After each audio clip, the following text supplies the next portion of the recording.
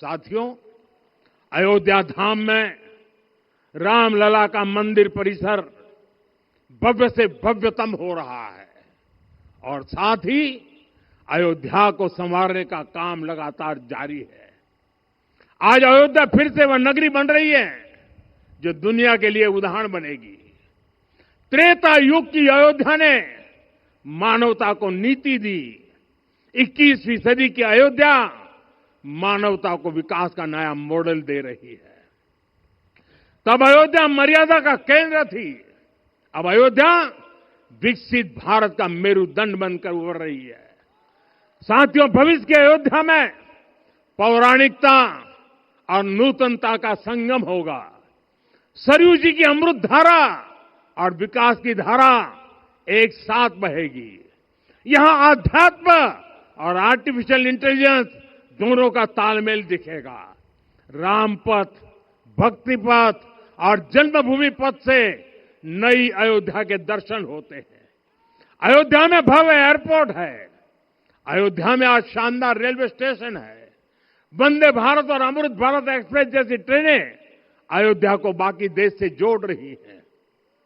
अयोध्या वासियों को सुविधाएं मिले, उनके जीवन में समृद्धि आए, इसके लिए निरंतर काम चल रहा है। साथियों, जब से प्राण प्रतिष्ठा हुई है तब से लेकर आज तक करीब करीब 45 करोड़ श्रद्धालु यहां दर्शन के लिए आ चुके हैं। ये वो पवित्र भूमि है जहां 45 करोड़ लोगों के चरण रज पड़े हैं और इससे अयोध्या और आसपास के लोगों की आय में आर्थिक परिवर्तन आया है, वृद्धि हुई है। कभी अयोध्या विकास के पैमानों में बहुत पीछे थी। आज अयोध्या नगरी यूपी के अग्रणी शहरों में से एक बन रही है। साथियों, 21वीं सदी का आने वाला समय बहुत महत्वपूर्ण है। आजादी के बाद के 70 साल में भारत विश्व की 11वीं सबसे बड़ी अर्थव्यवस्था बना। 70 साल में 11वीं।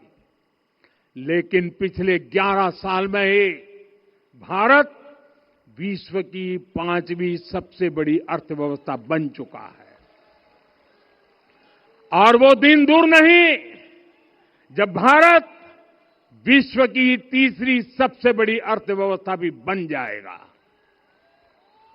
आने वाला समय नए अवसरों का है, नई संभावनाओं का है और इस अहम कालखंड में भी भगवान राम के विचार ही हमारी प्रेरणा बनेंगे।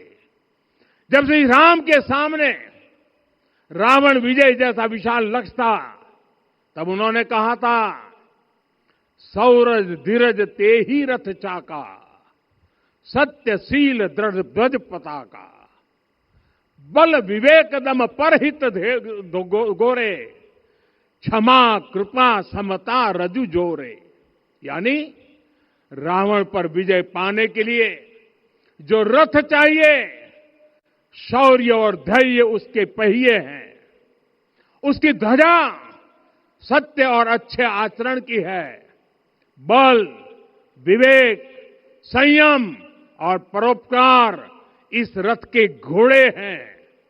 लगाम के रूप में क्षमा, दया और समता है जो रथ को सही दिशा में रखते हैं। साथियों, विकसित भारत की यात्रा को गति देने के लिए ऐसा ही रथ चाहिए, ऐसा रथ जिसके पहिए शौर्य और धैर्य हो, यानी चुनौतियों से टकराने का साहस भी हो और परिणाम आने तक दृढ़ता से डटे रहने का धैर्य भी हो। ऐसा रथ जिसकी ध्वजा सत्य और सर्वोच्च आचरण हो, यानी नीति, नियत और नैतिकता से समझौता कभी न हो। ऐसा रथ जिसके घोड़े बल, विवेक, संयम और परोपकार हो, यानी शक्ति भी हो, बुद्धि भी हो, अनुशासन भी हो और दूसरों के हित का भाव भी हो। ऐसा रथ जिसकी लगाम क्षमा, करुणा और समभाव हो, यानी जहां सफलता का अहंकार नहीं और असफलता में भी दूसरों के प्रति सम्मान बना रहे। और इसलिए मैं आदरपूर्वक कहता हूं, ये पल कंधे से कंधा मिलाने का है, ये पल गति बढ़ाने का है। हमें वो भारत बनाना है जो राम राज्य से प्रेरित हो, और ये तभी संभव है जब स्वयं हित से पहले देश हित होगा, जब राष्ट्रहित सर्वोपरि रहेगा। एक बार फिर आप सभी को बहुत बहुत शुभकामनाएं देता हूं।